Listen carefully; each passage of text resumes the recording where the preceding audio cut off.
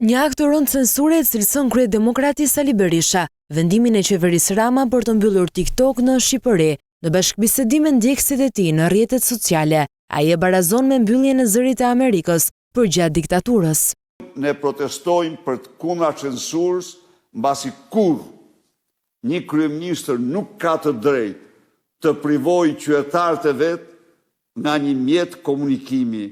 Ky bën atë që bënte Enver Hoxha, nëse ju kujtohet ju, me zërin Amerikës, që i vinte zhurmues në të katër anë, apo me televizionet italiane që u vinte zhurmues në mënyrë që njerëzit të mos ndëgjonin të vërtetat nga këto mjete.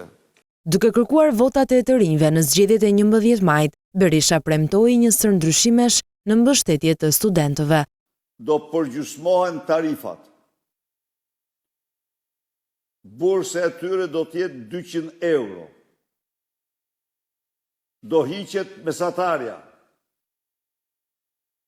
Do bëhet gjithçka për punësimin e tyre.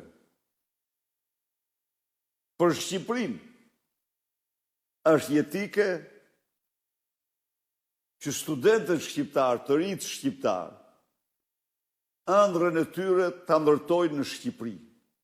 Ai gjithashtu ftoi emigrantët që kanë fituar tashmë të drejtën e votës të mos neglizhojnë, por ta çojnë deri në fund këtë angazhim, po ashtu garantojnë ndjekësit nga diaspora se vota e tyre do të mbetet e pacënuar.